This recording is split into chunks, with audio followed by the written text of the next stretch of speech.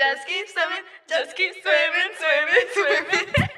Hey, hey, just keep swimming, hey, just keep swimming, hey, just keep swimming, hey, boom, boom, boom, boom, boom. No? Alrighty. What's up, YouTube, tube? It's your girls, Kayla and Lily. and we're here on Girls with Opinions to discuss What's on your plate?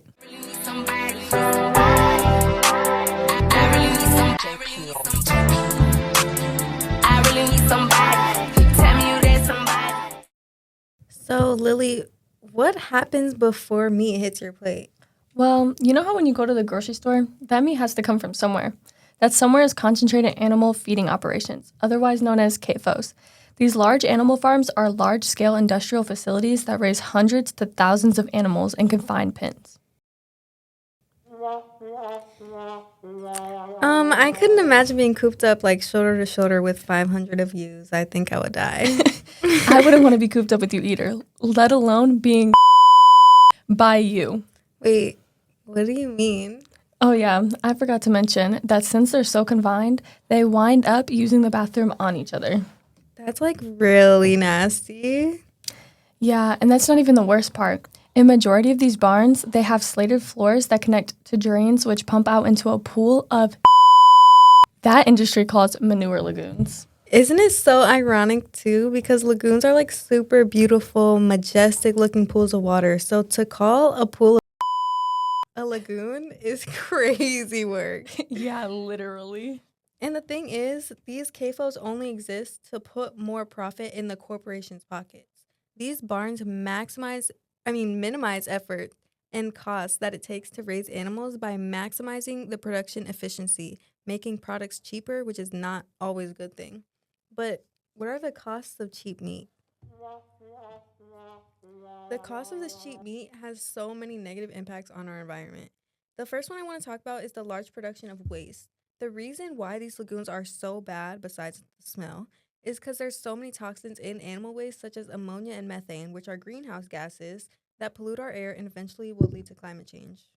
And another factor that leads to air pollution is the sprayers. Essentially, when the lagoons get too full of manure, they pump the access into sprayers and position them on the fields to fertilize them. These fields are frequently near people's properties, and they spray a lot of the time reaches their homes. The liquid waste being in such close proximity to people leads to health effects. These farms have been proven to lower the quality of life for neighbors and communities. I'm pretty sure asthma, bronchitis, diarrhea, nausea, and eye and skin irritation are all symptoms from exposure to those toxins from the poop. And then they have no escape because the gases are airborne, obviously, because they're gas. So they seep into their homes and workplaces. So it's just like all around super bad. And on top of that, with heavy rains or storms, the lagoons often overflow, which is really nasty. But all of those toxins flow through town and make their way to big waterways. These pollutants cause eutrophication, which is a process where there is excess nitrogen and phosphorus in the water found in manure. That causes algae blooms and blocks the sun from reaching sea life, killing them. Wow, can you imagine your neighborhood being filled with poop?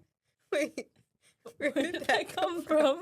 I don't know. Anyways, guys, continue. these environmental and human health impacts are real instances that happen to so many people across the country.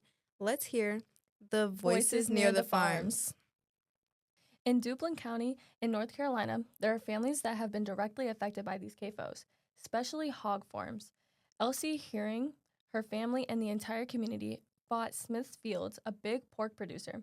The company hired farmers to raise the pigs and return them after they were ready for the producer's process. And in doing this, it allowed Smithfield to ignore the negative impacts that CAFOs had on their neighborhoods, increasing their profit with no risk. Yeah, and then also by doing that, it exploits the farmers. So, like, it gives the farmers full responsibility for the manure lagoons and like everything that happens to the community, which causes backlash on them from the people that are affected instead of the big corporations.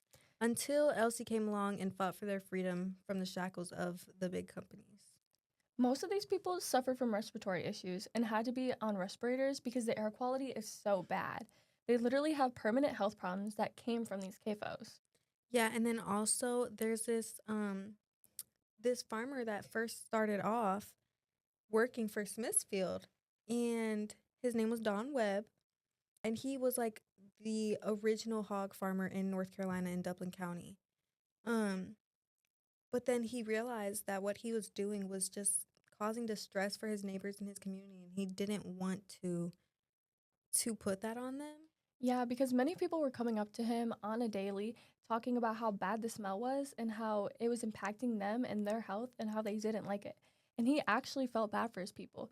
He said he didn't want to make a profit if it was hurting his community. Yeah, and so his story is an example of how we as individuals can make a change even if it's of the smallest nature. How can we make a difference? In the documentary The Smell of Money, which is about hog CAFOs, By the way, guys, it's super good. Everyone on planet Earth should watch it.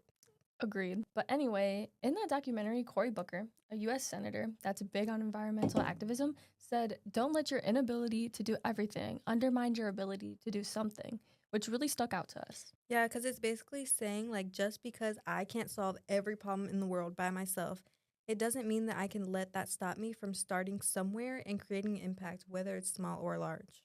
Yes, and there's so many small things that we can do to stop this problem of mass meat production. For example, if we all choose to consume less meat, not saying cut all your meat out of your diet, but, at least decrease our intake. It lowers the demand for these companies from continuing to make these mass meat productions. Yeah, because for a lot of people, cutting out meat entirely is just not like, people need their protein.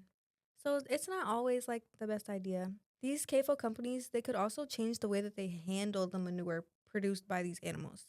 By pumping the manure into septic tanks underground rather than in lagoons that are above ground and pollute air pollution, they could create a piping system that runs underground and pumps the manure into the soil from underneath rather than spraying it above ground in moderate amounts, purely for the health of the soil, so that the waterways don't get polluted with leaching and, things of that nature.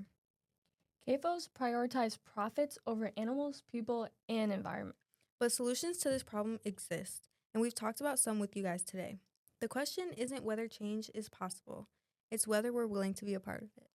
We encourage you to go out and make a change, whether it's big or small. Thank you guys for watching. Guys?